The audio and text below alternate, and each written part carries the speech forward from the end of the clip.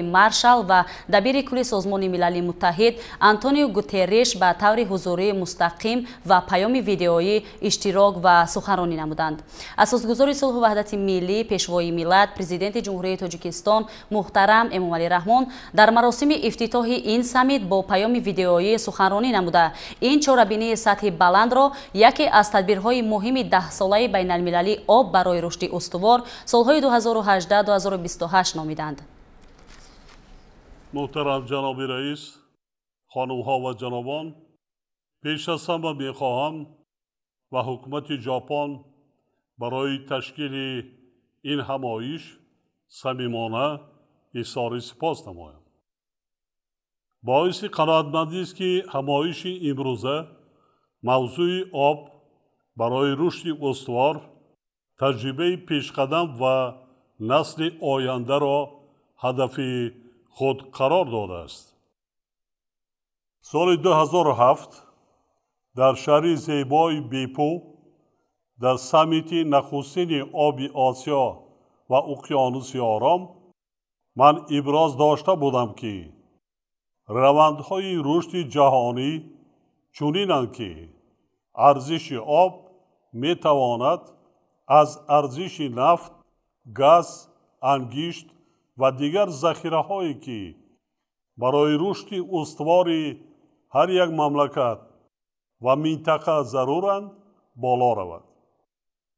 با گذشت دوره قریب 15 ساله رشد، تحلیل‌ها درستی این گفته‌ها را در حقیقت ثابت می‌نمایند. واقعیت‌های این دوره باعث گشتند که جامعه جهانی توجه خود را به مشکلات وابسته به آب تقویت بخشیده، جنبه‌های گوناگون حل آنها را به روزنامه هدف‌های رشد استوار وارد نماید. تاجیکستان نیز طی زیاده از 12 ساله آخر جهت پیشبرد روزنامه جهانی آب تلاش‌های زیاد به خرج داده در این روند سهمی مناسب دارد. با ابتکار تاجیکستان، مجمع عمومی سازمان ملل متحد 8 قطعنامه را قبول کرده. کشور ما چندین مراتب میزبان همایش‌های سطح بلند جهانی آید به بررسی مسائل مهم آب گردید. در این ضمن با تشبث کشور ما، مجمع عمومی سازمان ملل متحد از جمله سال 2016 قطعنامه را در خصوص 10 ساله بین المللی عمل آب برای رشد استوار برای سالهای 2018-2028 قبول کرد. محور تلاش‌های آن را تکان و سرعت تازه بخشیدن به عملها در ساحه آب با مقصد نائل گشتن به هدفهای رشد استوار تشکیل می‌دهند. حاضرین گرامی، هدف رشد استوار خود تأمین زندگی شایسته برای نسل آینده میباشد. اما تحلیل‌ها نشان می‌دهند که با آن سرعت و تلاش‌هایی که ما امروز داریم، رسیدن به هدف‌های رشد استوار بخصوص در قسمت آب خیلی مشکل میباشد. متاسفانه تهدیدها و خطرهای معاصر از جمله مشکلات تغییریابی اقلیم این روند را به طور جدی خلل‌دار کردند. چنین حالت توجه مخصوص را طلب می‌نماید، زیرا تأثیر آن به ذخیره‌های آب بخصوص پیریک‌ها بسیار واضح و نگران کننده میباشد. تاجیکستان نیز زیر تأثیر عاقبت‌های تغییریابی اقلیم در چند 10 ساله آخر زیاده از 1000 پیریک خود را از دست داده. همه ساله از سیل و آبخیزی‌های زیاد و خشکسالی و کم‌آبی که مربوط این روندند خسارات زیادی مالی و جانی ببیند. مسلم است که ذخیره‌های آب در مطابق شوی و استواریت با عاقبت‌های تغییریابی اقلیم نقش کلیدی دارند. در این زمینه تاجیکستان همچون اعضای فعال پیشوایان ائتلاف آب و اقلیم جهت پیشبرد همگرای شده مسئله های آب و اقلیم در روزنامه جهانی سعی می نماید. در دایره این روند از جمله ما پیشنهاد نمودیم که سال 2025 سال حفظ پیریخ‌ها اعلام گردیده تلاش های جامعه جهانی در این مسئله سرعت بخشیده شوند. نکته مهم دیگر گرفتن عهده‌داری و انجام عملهای مشخصی هدفمندانه در این جاده می باشد.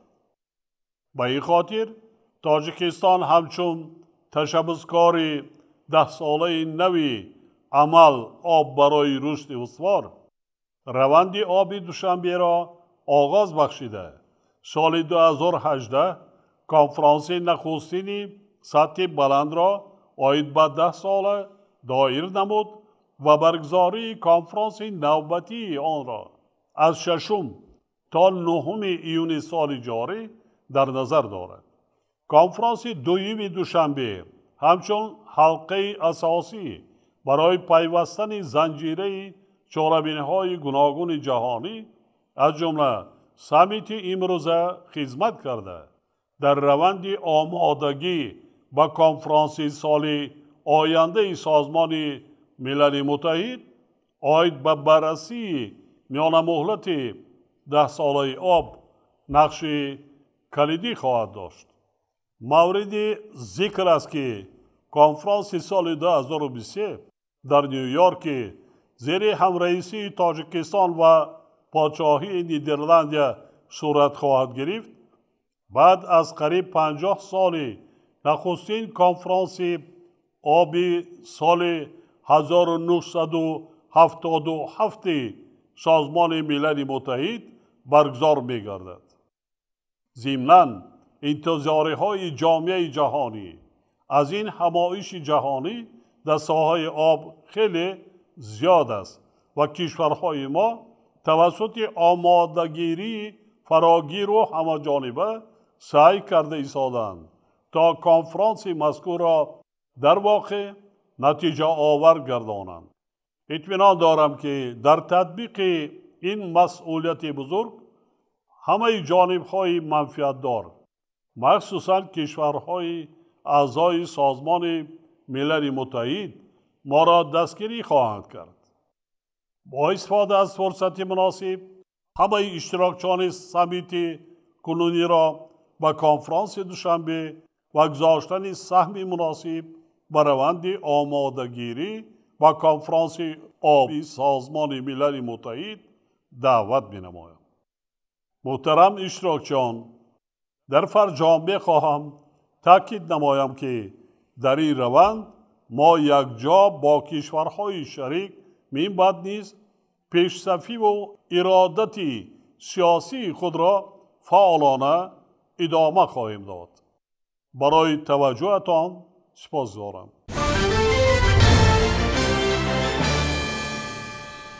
نمایندگان حکومت جمهوری تاجیکستان در یکجایی با مسئولان وزارت اداره و تشکیلات و سازمان‌های جمعیتی در شهر اصفهان ولایت سوخت همایش جمهوریوی تشکیل کردند و در این همایش مهمترین مسائل اجتماعی و اخلاقی و مدنی و معنوی حیات جمعیتی را به میان گذاشتند. طور همکاران ما گزارش می‌دهند در جمع آمد اشتراکچیان بیشتر به مسئله مبارزه با جنایتکاری و پیشگیری روند شامل شوی جوانان به حزب و حرکت‌های ارتجاعی دخل کردند. дар қасри фарҳанги шаҳри Исфара таҳти унвони оқибатҳои ногувору таассубу хурофотпарастӣ ва омилҳои пешгирии он дар ҷомеа мулоқот доир гардид. Дар мулоқот мушовири калони бахши ёрдамчии президенти ҷумҳурии Тоҷикистон оид ба масъалаҳои рушди иҷтимоӣ ва робита бо ҷомеа Нурулло Хилзода, раиси кумитаи иҷроии ҳаракати ваҳдати миллӣ ва эҳёи Тоҷикистон Рудобаи Мукаррам, муовини раиси кумитаи дин, танзими анъана ва ҷашну маросим Абдураҳмон Ваҳобзода, раиси шӯрои уламои марказии исломӣ Саид Мукаррам Абдуқодирзода, фаъолони шаҳр, намояндагони ҳифзи ҳуқуқ, кормандони ҷамоатҳои деҳот, имомхатибон, собиқадорону ҷавонони шаҳр иштирок доштанд. Мушовири калони бахши ёрдамчии президенти ҷумҳурии Тоҷикистон оид ба масъалаҳои рушди иҷтимоӣ ва робита бо ҷомеа Нурулло Хилзода зимни суханронии хеш аз ҷумла гуфт ки тоҷикон таърихан миллати фарҳангӣ ва халқи сулҳпарвару сулҳофар мебошанд. Имрӯзҳо таҷрибаи сулҳи тоҷикон аз ҷониби ҷомеаи ҷаҳонӣ мавриди омӯзишу дастгирӣ қарор гирифта, чун падидаи нодири фарҳанги сулҳофаринӣ пазируфта шудааст. раиси шӯрои уламои марказии исломӣ Саид Мукаррам Абдуқодирзода изҳор дошт ки имсол мардуми шарифи Тоҷикистони соҳибистиқлол 25-солагии ваҳдати беназиру беқиёси кишварамонро ҷашн мегиранд. Ба таъкиди ӯ дар толеи ин солҳо ки барои миллати сарбаланду фарҳангпарвари тоҷик марҳилаи бобарори созандагии пешрафт ба ҳисоб меравад, воқеан ҳам ба дастовардҳои беназир ноил гаштем ва сатҳу сифати зиндагии мардум ба маротиб баланд гардид. ҳаракати ваҳдати миллӣ ва эҳёи Тоҷикистон ҳамеша ҷиҳати амалисозии ҳадафҳои стратегии миллӣ ва дастуру супоришҳои пешвои миллат раиси ҳаракати ваҳдати миллӣ ва эҳёи Тоҷикистон муҳтарам Эмомалӣ Раҳмон ки зимни ироаи паёми навбатиашон ба Маҷлиси олӣ зикр гардиданд талош меварзад. тавре Саид Мукаррам Абдуқодирзода тазаккур дод амалҳои террористию экстремистӣ зуҳуроти номатлубианд ки ҷомеаи ҷаҳониро ба ташвиш оварданд. воқеан Тоҷикистони соҳибистиқлол ҳамеша дар сафи пеши мубориза бо ин зуҳуроти даҳшатноку нафратовар қарор дорад. бинобар ин ҳар яки моро имрӯз зарур аст ки ба муқобили чунин афроду гурӯҳ сарҷамъона мубориза бурда барои нигоҳ доштани арзишҳои миллӣ кӯшиши зиёд ба харҷ диҳем. муовини раиси кумитаи дин, танзими анъана ва ҷашну маросим Абдураҳмон Ваҳобзода аз масъулини мақомоти иҷроии ҳокимияти давлатии шаҳри Исфара даъват намуд ки зимни баргузории тӯю маъракаҳо ба қонуншиканӣ роҳ надиҳанд.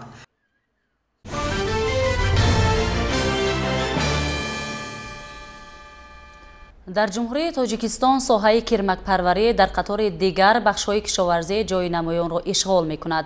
барои рушди ин соҳа сол то сол дар шаҳру ноҳияҳо майдони тутзор зиёд гардида, корхонаҳои коркарди пилла низ бо таҷҳизоти замонавӣ таъмин карда мешаванд. ҳамчунин солҳои охир олимону мутахассисон навъҳои беҳтарини тухмии пилларо ихтироъ мекунанд ки ин ҷараёни воридшавии тухмӣ аз хориҷи кишварро коҳиш додааст. ворид гардидани таҷҳизоти пиллахушккунии замонавӣ ва бунёди корхонаҳои коркарди пилла имкон медиҳад ки дар оянда аз парваришу коркарди маҳсулоти хоми пилла дар дохили кишвар даромади бештар ба даст оварда шавад. ҳамкорони мо дар ҳамин мавзӯъ аз ноҳияи Хуросон гузориш омода карданд. пиллапарварӣ аз бахшҳои муҳими сердаромади ноҳияи Хуросон ба ҳисоб рафта, бо фаро расидани мавсим аксарияти сокинон ва хоҷагидорон ба ин шуғли пурманфиат машғул мешаванд. соли равон дар қатори дигар хоҷагидорону барзгарон аҳли заҳмати хоҷагии деҳқонии муроҷиҳ низ 18 грамм тухмии кирмакро барои парвариш гирифта буданд ки имрӯзҳо аллакай тухмӣ ба кирмак табдил ёфта нашъунамои хуб доранд. намояндаи ҷамъияти саҳомии кушодаи пиллаи тоҷик дар ноҳияи Хуросон Сулаймонқул Раҳмонқулов ки зиёда аз 12 сол боз дар ин самт фаъолият дорад, баҳри рушди соҳа ба хоҷагидорону дигар сокинон тавсияҳои муфид медиҳад. дар ин муддат даҳҳо сокинони ноҳияи Хуросон таҷрибаи кирмакпарвариро аз худ намуда ҳамасола ба ин шуғл сафарбар мешаванд. мо мувофиқи нақшаву барномаҳои ҷидошудаи аз тарафи давлат зиёда аз 404 қутии 16.5 грамма буд. мо ҳаминро ба мардум 19 грамми қутии соҳаи пешина карда додем. 19 грамм. дар ноҳияи Хуросон 342 қутии 19 грамма парвариш рафта истодааст. мо аз хоҷагии деҳқонии Муродбек аз як қутӣ پاری نه خودی من همین مهمونایی که نماینده های جماعت می باشن 126 کیلو بود. این سال هم همون معیار هست، همون مساحت هست. نصیب کنه بوم ببینیم که چند کیلو می شود. جای سنجشگاه مونه معاین میکنیم که یک قطعه چخیل پیدا میشه، چقدر پیدا میشه، چقدر کیرمک زنده میشه. این لابراتوری است. در دوام 12 سال ما یکم چیز نسبتی همین تجربه همون بای ندادیم. خدا چگونه پیشروی هست، موافقت ها هست. از سر زمین هم برگمون خودگی دهخانی مراد بیگ بچه هم کل نم رفته میارن در خانه همی را تیار میکنیم برای کرمک دادن. یعنی تیار کده دادن میگیریم. در یک روز 6 بار برد میتیم. شگر کرمکمون نغزه خورد پرایشش خوبه خود. امسال در نوحه مذکور طبق برنامه 300 قطعه کرمک برای نگاهبین و پرورش به خواجگیداران و دیگر ساکنان دسترس گردیده است که از آن طبق دورنما 12 تنه پیله تر رویانیدن امکان دارد. نشونما خوراکدهی هر روز موافق معیار می باشد. در دوام 21 شبانه روز علاقه از خواب 4 به دهخوری روزی دویمی دهخوری می باشد که ما بعد از 3 روز علاقه نشانه های تنیدنش میبینیم. در نوحه زیاده از 150 قطعه در چنین حالت میباشد. مسئولین ذکر داشتند که تخم پیله را از جمهوری مردمی چین وارد نموده نخست آن را دوام بیشتر از 10 روز در حرارت گرمی نگاه می‌دارند. بعد آن که تخمی به کرمک تبدیل می‌یابد تا 19 گرم وزن گرفتنش در کارگاه مخصوص نگاه داشته سپس برای ادامه پرورش کرمک را در قطعه‌های مخصوص به خواجگیداران تقسیم می‌کنند. در جماعت بانام صدرالدین عینی نوحه خراسان موافقه دورنما 97 قطعه کرمک تقسیم کرده ایم در بین اهالی خواجگی دهخانی. چخیلی شما میبینید نشونمای خوب است. ما از نقشه حکومت نوحه ماندگی در وقت‌های نزدیک پورا میبریم. از روی معلومات سال گذشته در نوحه خراسان 7 تن و 600 کیلو پیله 3 سال شده بود که 400 کیلوگرم نسبت به سال 2020 کم می باشد. سال 2021 عامل کم 3 سال گردیدن پیله در نوحه نامساعد آمدن آب و هوا ارزیابی می گردد. در سال جاری باشد بنابر گرم آمدن آب و هوا موسم کرمک پروری بر وقت آغاز گردید. خواجگیداران نشونمای خوبی کرمک ها را دیده باور دارند که امسال از نقشه بر زیاد پیله جمع آوری نموده در رشد یافتن این ساحه افضلیتناک سهم می‌گذارند.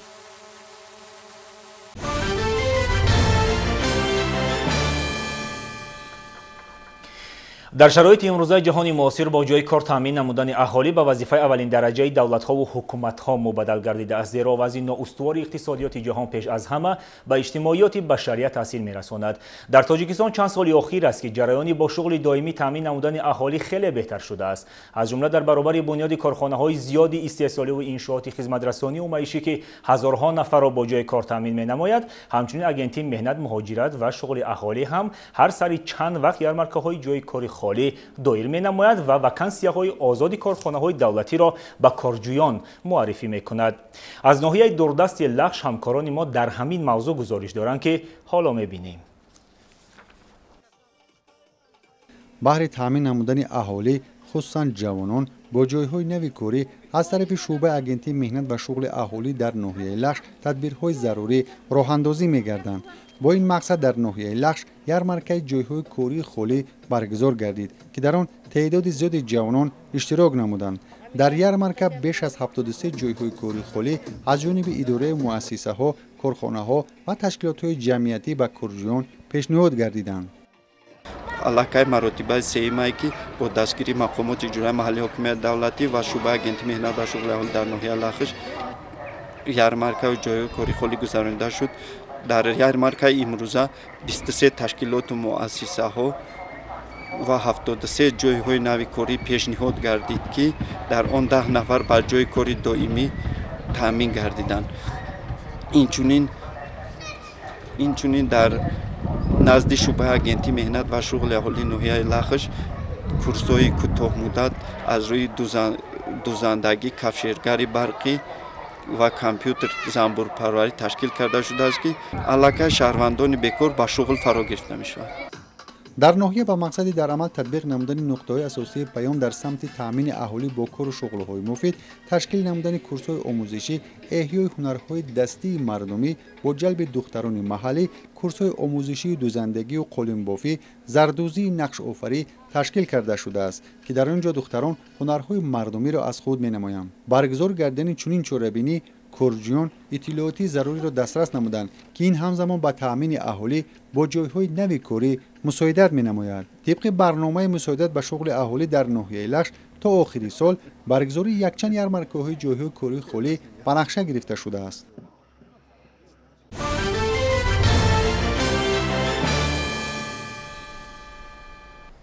ҳамин гуна ярмаркаи ҷойи кори холӣ ва вазифаҳои озод аз ҷониби агентии меҳнат, муҳоҷират ва шуғли аҳолӣ дар ноҳияи шаҳри нав ташкил карда шуд.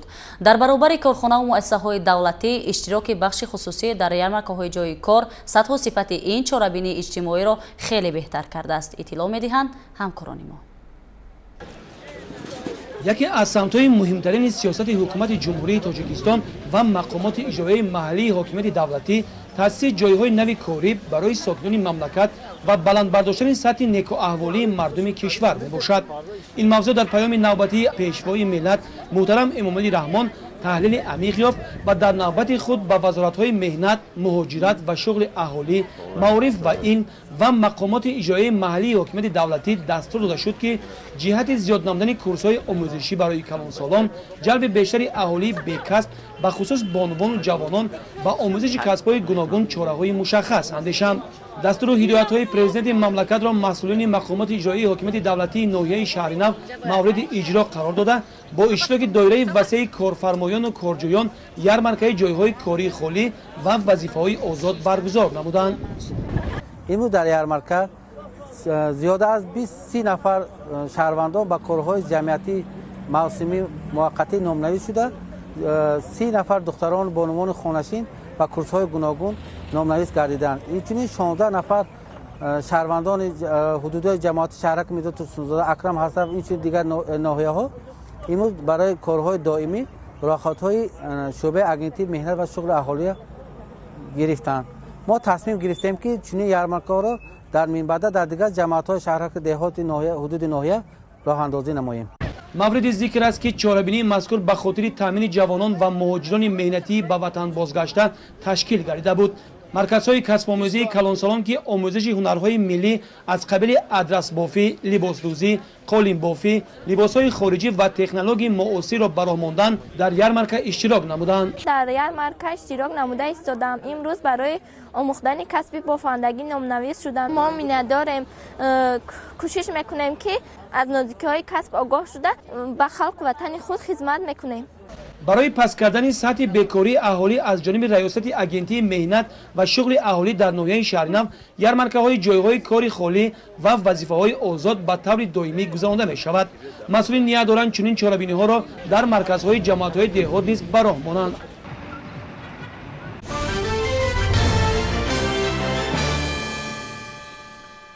ҳар як оила метавонад дар таъмини амнияти озуқавории кишвар саҳм гузорад, мегӯяд сокини шаҳри Колоб Маҳмадалӣ Миров. барои ин аз ҳар як порча замини корам, хусусан заминҳои назди ҳавлигӣ самаранок истифода бурдан лозим аст.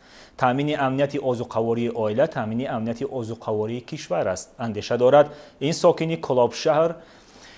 аз истифодаи замини наздиҳавлигии оилаи Мировҳо дар шаҳри Колоб ҳамкоронамо Ширинҷон Сафарзода ва Сайфиддин Исмоилов гузориш омода карданд.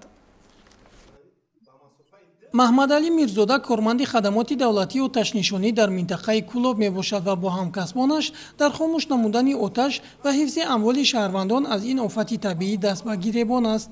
маҳмадалӣ дар деҳаи андароби ҷамоати деҳоти зарбдори шаҳри Кулоб зиндагӣ мекунад ва дар рӯзҳои истироҳатӣ ва фориғ аз кораш дар замини наздиҳавлигиаш меҳнат мекунад.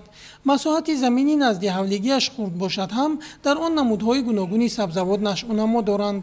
дар ҳами зиёда аз 6 сотиқ замин якҷоя бо фарзандон кор мекунем.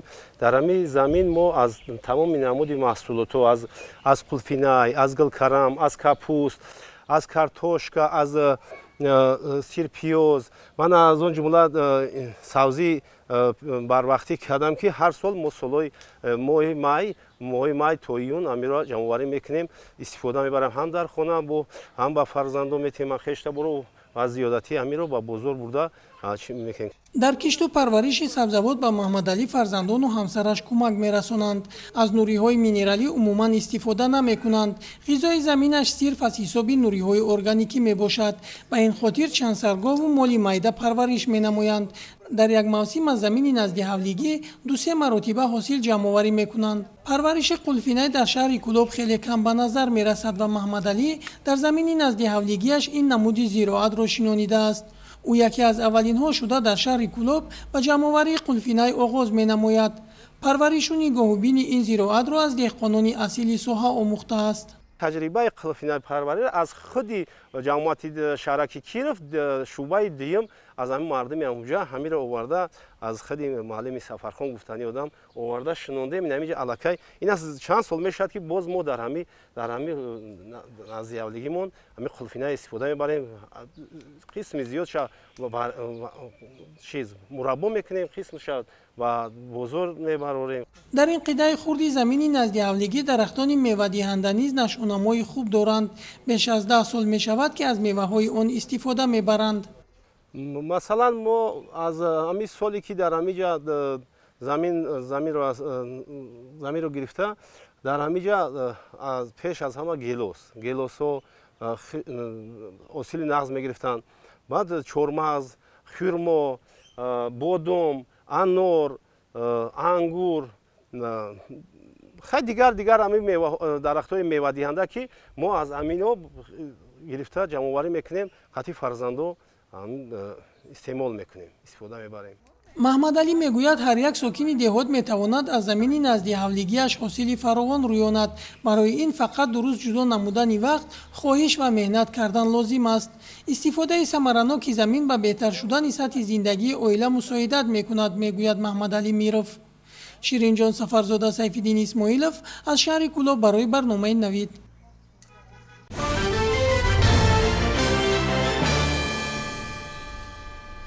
тозаву озодагии маҳалли зист омили муҳими саломатии аҳолӣ мебошад. бо ин мақсад ҳар ҳафта рӯзҳои истироҳатӣ дар шаҳру ноҳияҳои мамлакат чорабиниҳои гуногуни экологӣ гузаронида шуда, дар ин замина кӯчаву хиёбонҳо сабзу хурам карда мешаванд. дар аксияи тозагии соҳил ва маҳал ки имрӯз дар шаҳри Турсунзода баргузор гардид, беш аз 1000 нафар иштирок намуданд. гузориши ҳамкоронамон дар ин хусус.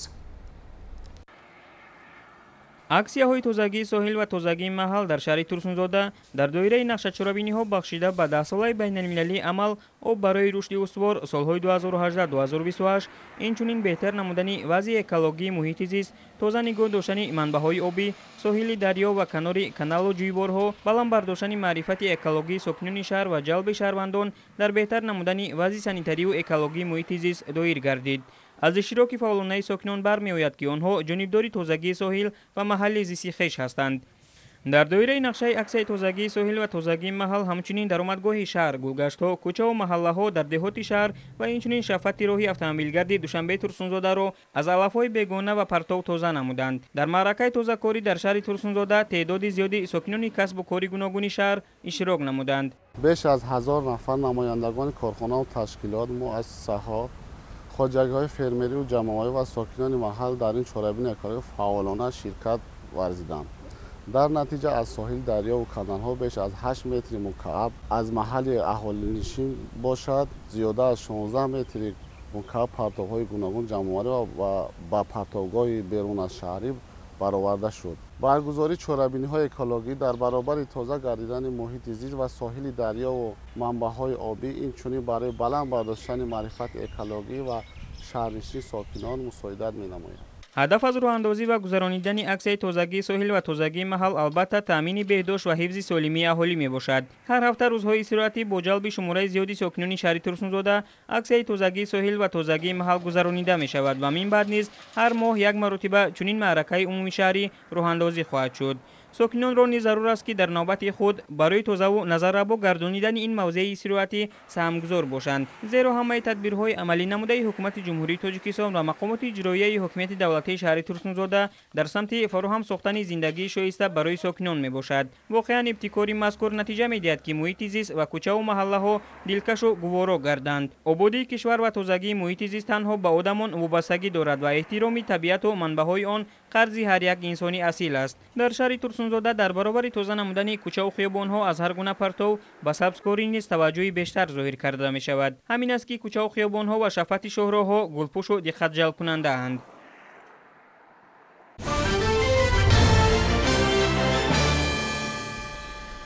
سازمان عمومی جهانی تندرستی برای تبابت کووید 19 استفاده حب‌ها را نیز توصیه می‌دهد. الکی در چند کشور جهان استحصال داروهای ضد کووید 19 را براه ماندند و این داروها اساساً بر ضد شکل‌های سبک و میانه این بیماری استفاده می‌شوند. برنامه آب و هوا شناسی اروپا کوپرنیک حرارت را در منطقه در سال 2021 رکوردی ارزیابی کرد. شرح خبرها از خارج کشور در صفحه نوبتی برنامه.